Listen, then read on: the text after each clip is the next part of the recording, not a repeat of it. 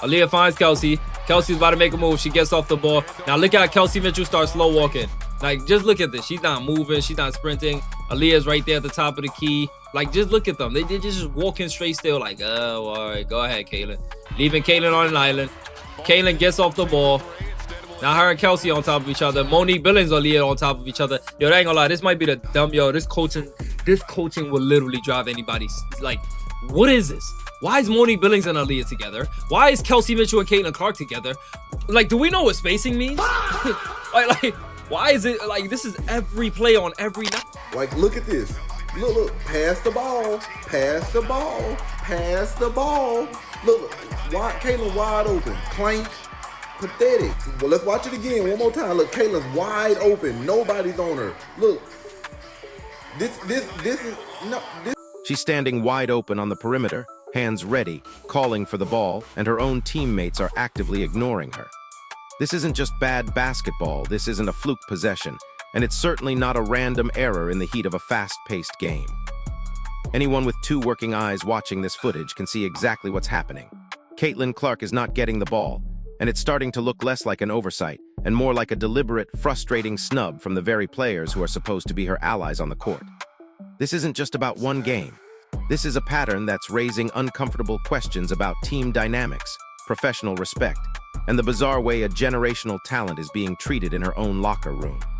Shots, missing open shots because she knows she has to hurry up and get them up. She knows I'm coming out of the game between the 4-minute, the 2.5 minute mark. I'm coming out. So I got to be aggressive early. She knows I cannot pass up any shot. I have to probe and probe and probe and look for my shot early in possessions, because once I pass it to Aaliyah or Kelsey or anybody, I'm never getting it back. This is a shitty situation, man. Pardon my language. I didn't want Caitlin Clark the hell off this team. I want Caitlin Clark the hell away from this front office. I want her the hell away from this goofball clown of a coach. Backslash in, backslash in, backslash in, backslash in, backslash in. This team just peaked too early. Maybe during those two back-to-back win streaks in the middle of the season, maybe we just peaked too early. You guys let me know. But I'm really not seeing a lot of plays ran for Caitlin Clark. I'm not seeing many hard screens ran for Caitlin Clark. I'm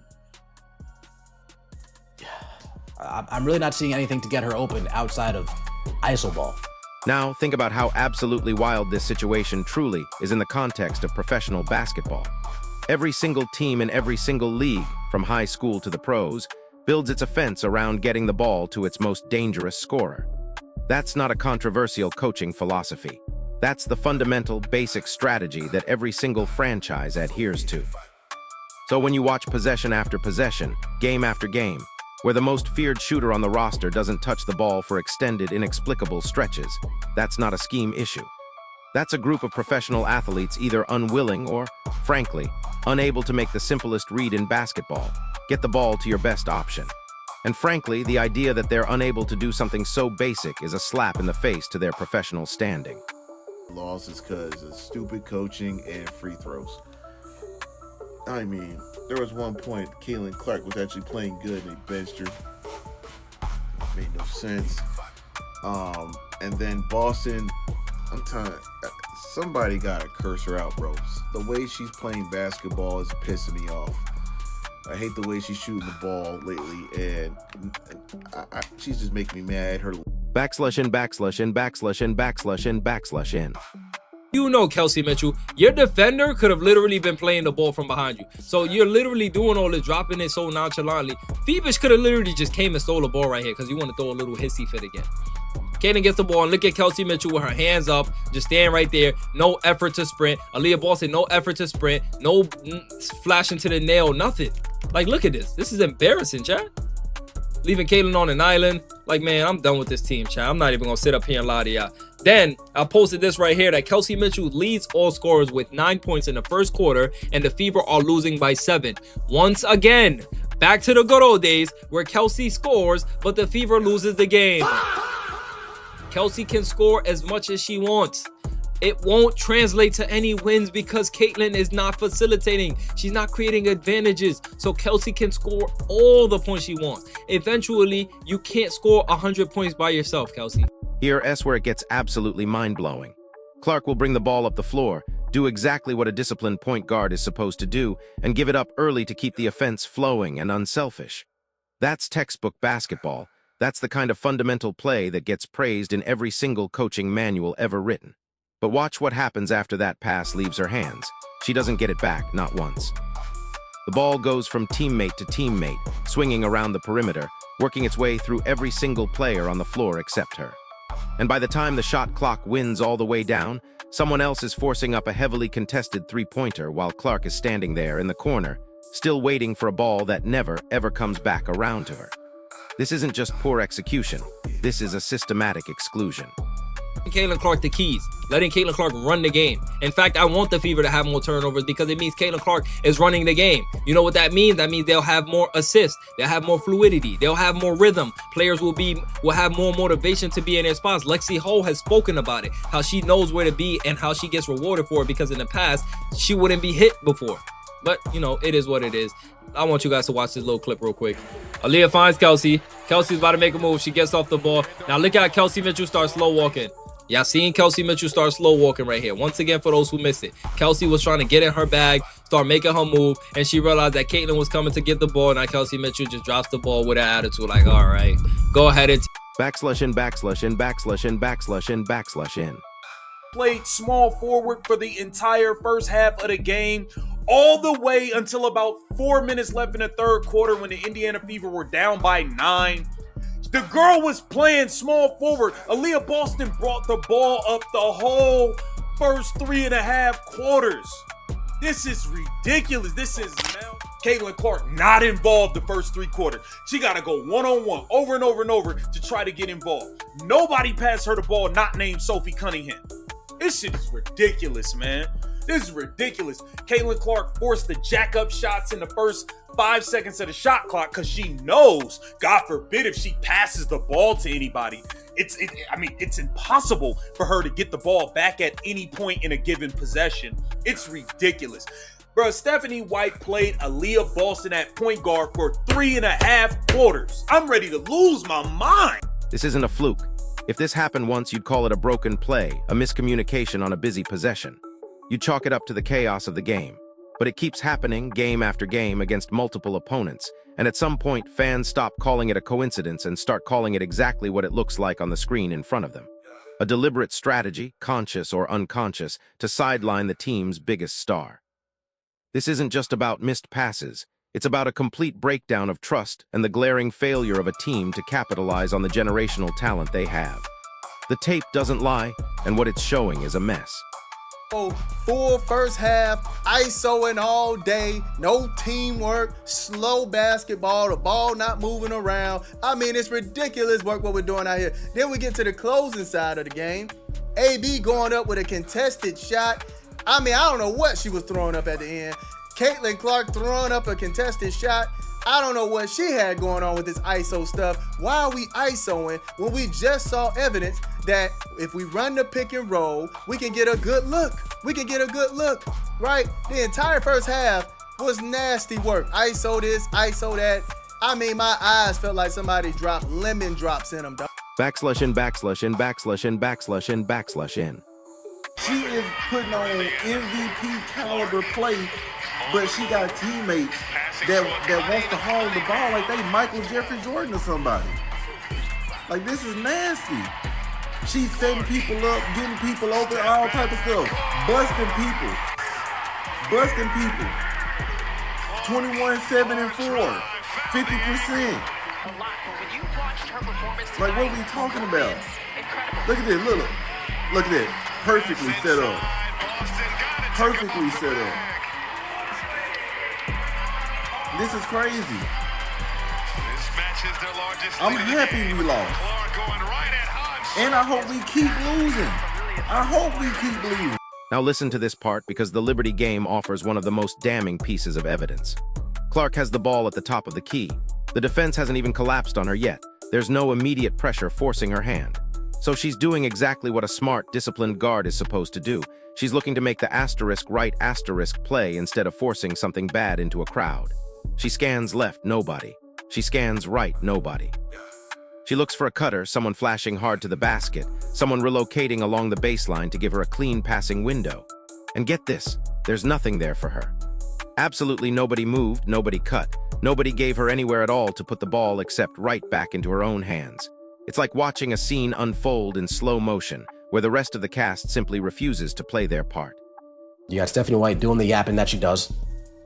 Caitlin Clark doesn't want to hear it. Physically cringing.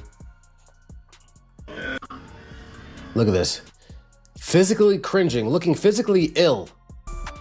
Looking physically ill.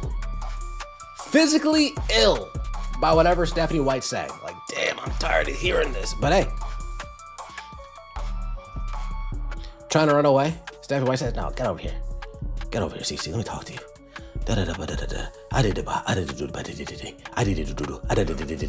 Don't you walk away from me. Stephanie's like, yeah, I'm Backslash in, backslash in, backslash in, backslash in, backslash in.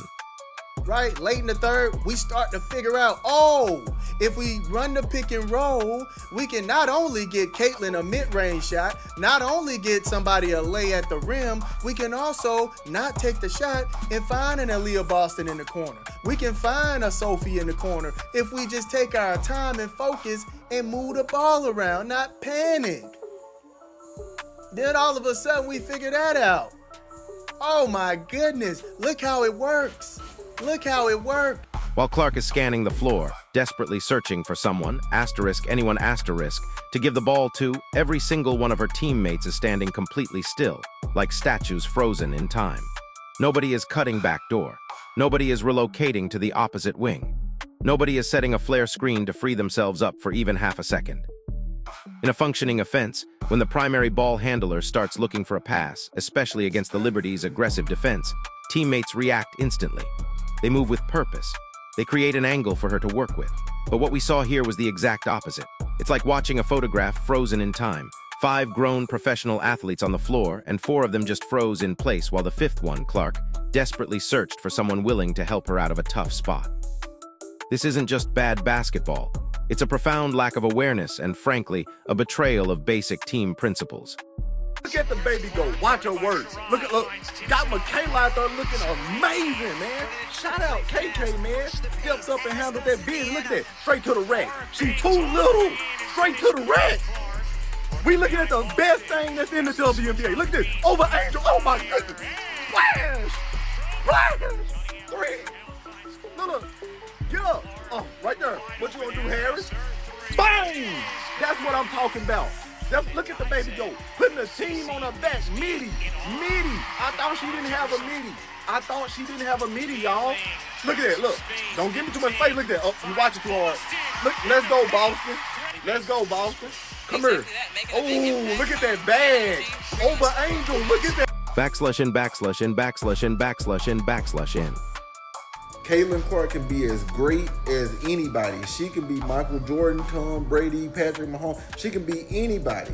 As long as she got Hayona over there as a coach, Mr. Crab's daughter over there as a coach, and as long as she got that ball hog on her team that's messing up the whole team chemistry, we gonna keep losing. And we not winning the championship. So as long as that coach is over there, and as long as that ball hog keep doing the same thing she doing, Indiana Fever fans, Caitlin fans, y'all may as well get championships out of y'all heads. It's not happening. Listen, if Stephanie White keeps doing that gimmick she has going on over there, being weird, we are not winning anything. This is precisely where it really starts to make sense why Clark's shooting numbers have taken a hit in certain stretches this season. In that Liberty clip, there was still plenty of time left on the clock, more than enough time to work the ball around, reset, and get a genuinely better look at the rim. But Clark rushes up a heavily contested shot with 2 defenders draped all over her, well before she needed to force anything at all. Why would a smart, experienced, veteran-minded guard do that to herself? Because she knows deep down that if she gives that ball up right now with her teammates standing frozen the way we just watched, there's a real, terrifying chance she never sees it again for the rest of that possession. So she forces the issue herself, taking a low-percentage shot instead of trusting a pass that might not ever come back her way. It's a lose-lose situation forced upon her by her own team. Backslash in, backslash in, backslash in, backslash in, backslash in.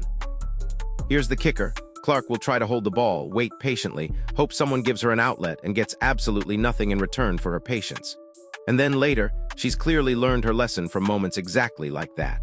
So instead of waiting around again and risking the same outcome, she just puts the shot up early and hopes it falls through the net. That's not a point guard playing bad, careless basketball.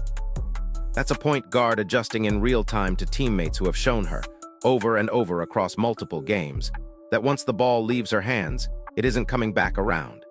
When you can't trust your own teammates to reset the possession and find you again, you start taking shots you normally wouldn't even consider, and you start missing shots you'd normally make with ease, simply because you rush them out of pure necessity instead of natural rhythm. Think about how backwards and completely insane this whole situation actually is when you step back and look at the bigger picture. Backslash in, backslash in, backslash in, backslash in, backslash in. Caitlin Clark is the single biggest reason ticket sales, television ratings, and merchandise numbers have gone through the roof for this entire franchise, and frankly, the entire WNBA. She is the player defenses build their entire game plan around every single night. She is the one drawing double teams and full attention the second she crosses half court. And instead of her own teammates using that immense gravity to their advantage, cutting hard off the ball, relocating to open space, giving her easy outlets to work with, they're doing the exact opposite of what smart basketball would suggest. They're standing still, freezing up, and letting her get swallowed up by 2, sometimes 3, defenders with absolutely nowhere productive to go with the basketball. This isn't just bad strategy. It's a monumental waste of a golden opportunity, both on the court and for the league's bottom line. Backslash in, backslash in, backslash in, backslash in, backslash in. Look, Clark gets trapped by 2 defenders near half court, a situation where every single basketball fundamental ever taught screams that a teammate should be sprinting over immediately to set a screen or flash into the open space she's creating just by drawing that kind of attention. You can actually see her mouth moving in the footage, calling out for someone, asterisk anyone asterisk, to come get open for her. But nobody comes to help. She's stuck there, dribbling in place under immense pressure, surrounded on all sides, until she's forced to throw up a difficult low-percentage pass just to get rid of the ball before it gets stolen away from her. That's not a defensive scheme breaking her down by accident. That's teammates choosing, whether consciously or not, to leave her isolated instead of helping her escape a genuinely bad spot on the floor. This is a choice, and it's a devastating one for team cohesion. Backslash in, backslash in, backslash in, backslash in, backslash in. And you can see exactly how this is affecting her mentally in the next clip. Watch her body language as she walks back to the huddle after that possession, arms out to her sides, head shaking slightly in visible disbelief. This isn't a manufactured reaction for the cameras or for social media attention. This is a genuine competitor who knows exactly what just happened on that possession, knows she did everything right by the book, and is visibly frustrated that the players around her didn't hold up their end of the deal. When you watch enough of these clips back to back, it stops looking like isolated frustration from one single bad play here or there. It starts looking like the accumulated weight of an entire season of the same exact thing happening over and over again. There's only so many times a competitor like Clark can bite her tongue about it before that frustration starts showing up plainly on her face during live national television. She's trying to be the unselfish floor general everyone always talks about wanting, and her reward for playing that way is isolation, frozen teammates, and forced shots that get labeled as inefficiency by people who clearly aren't watching the full picture. Backslash in, backslash in, backslash in, backslash in, backslash in. This is the part that should make every genuine basketball fan a little upset watching this unfold night after night. Good teammates read the floor instinctively. When your best player draws 2 defenders toward her, you move immediately to fill the space she just created for you. When your point guard is scanning the floor for an outlet, you flash hard to the ball or relocate to give her an easy, obvious target. When she gives the ball up early to keep the offense honest and unselfish, you find a way to get it back into her hands later in the same possession, so the defense can't just key in on everyone else on the floor. None of that is complicated basketball theory. It's the most basic version of team basketball imaginable, the kind of stuff that gets drilled into players from the time they're competing in middle school gyms. The fact that it's not happening at the professional level with a player like Clark is frankly astonishing. Backslash in, backslash in, backslash in, backslash in, backslash in. And to prove this isn't asking for anything remotely unreasonable, look at this right here, because this is exactly what it's supposed to look like every single time. A teammate sees Clark get trapped near the sideline, immediately relocates to the open wing, gives her a clean and obvious passing lane, and the ball finds its way back into her hands just a few seconds later, with a much better look at the basket than she would have had otherwise.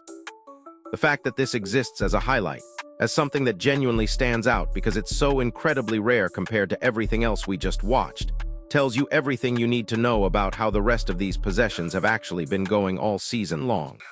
This isn't an impossible ask. It's the bare minimum, and it's been conspicuously absent.